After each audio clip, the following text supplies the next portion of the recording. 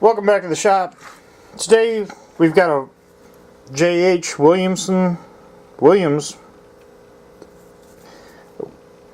Vulcan clamp. It says number 1.5. As the measurements go, it's actually about 1 3/4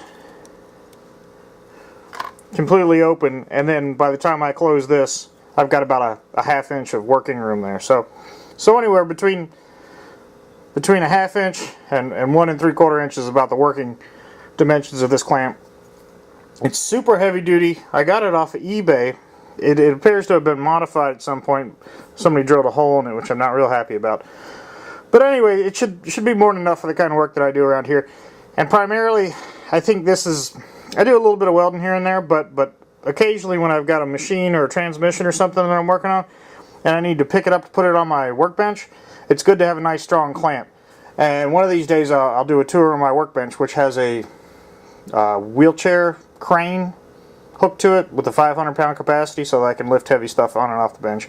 It's pretty neat, but I envision using this with a hook of some sort to pick work up and off on and off the workbench. But anyway, beyond the typical sandblasting, wire wheeling, and whatnot that I have in my videos, I want to talk a little bit about clamps in general. And there's just such a broad array of different clamps. We have clamps like this, the heavy duty kind. We've got little simple clamps like this. We've got clamps that don't work, like these junkers. Bench clamps. Keep this on my drill press. It's a super great tool to have because drill presses can be very dangerous when things get out of hand, so that's a good clamp to have. Your typical light duty C-clamps with big open jaw on there for big work.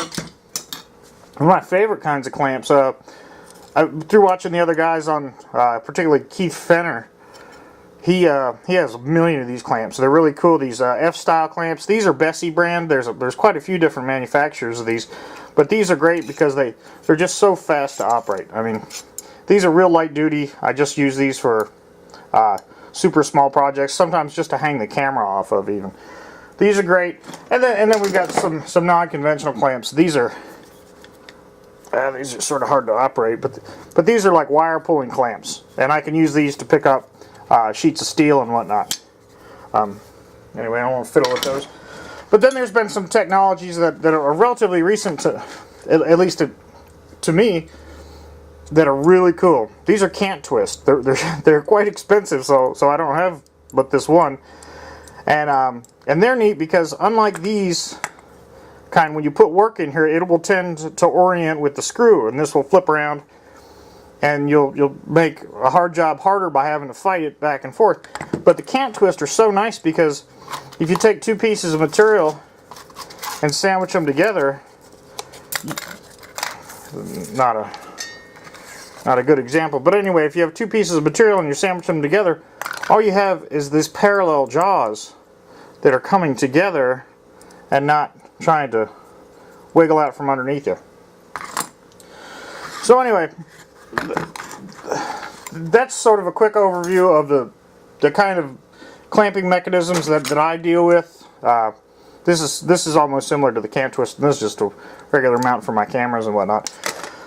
But what I wanted to talk to you today about is about the actual clamping pressure of clamps.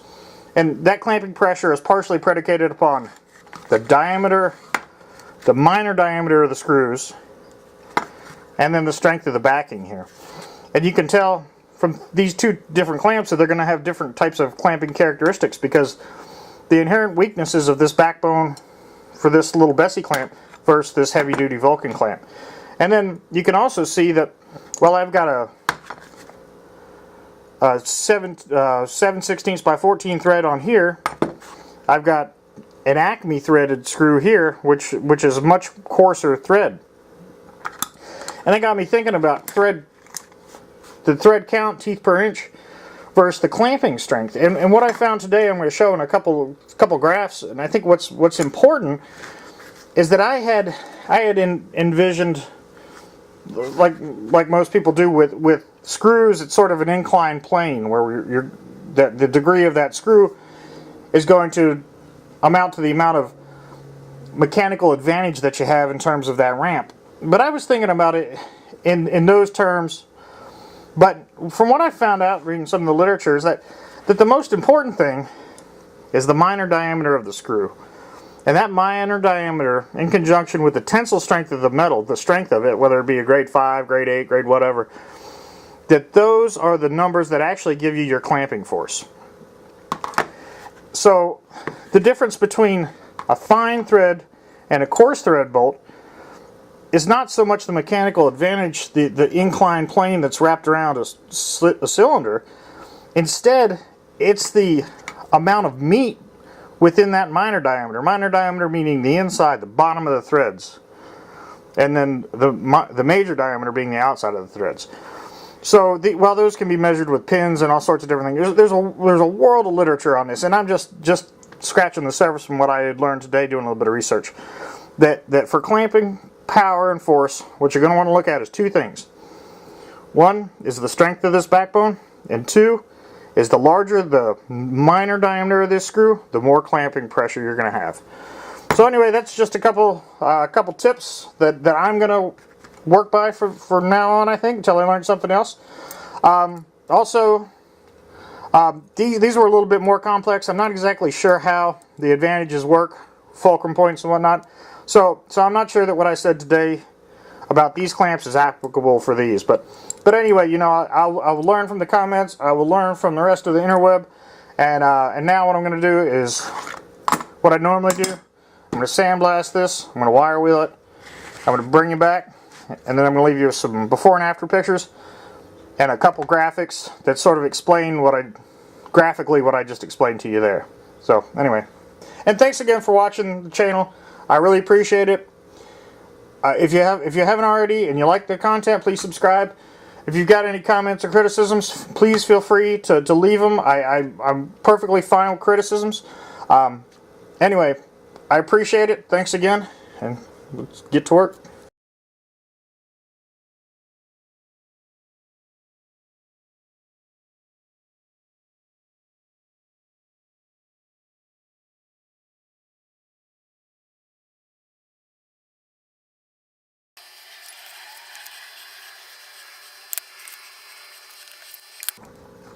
Alright, so I'm just going to put a little bit of grease on the threads inside of here.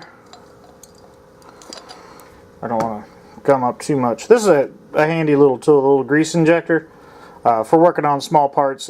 And with me anyway, when I get a tub of wheel bearing grease, I'll set it aside and the lid will fly off, and then I'll start grinding, and then I'll ruin an entire tub of wheel bearing grease. So this sort of protects me from myself. I think like everything else, I probably got it from Amazon. But anyway, something that seals the grease in like that, I found is pretty handy.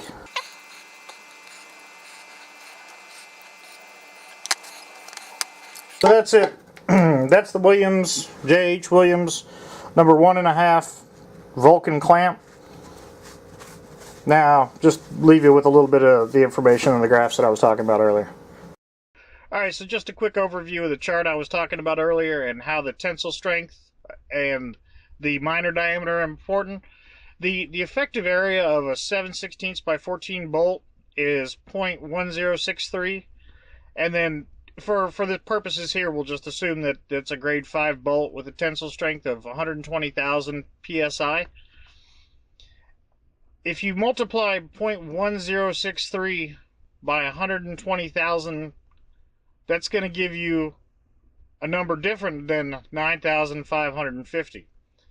And that number is different because the actual load that you're seeing on the right hand side, that 9,550, is roughly 75% of what that equation is. So in the next chart here, you can see that the 75%, the proof load, is 1.06 0.1063 times 120,000 times 75%. That gives you roundabout to their figure. They must go out a couple decimal places. My numbers didn't add up perfectly. But anyway, that sort of demonstrates to you why the minor diameter is important, and the grade bolt is also important. So anyway, I hope you learned something from this. I like making the video. Thanks again for watching. Have a good day.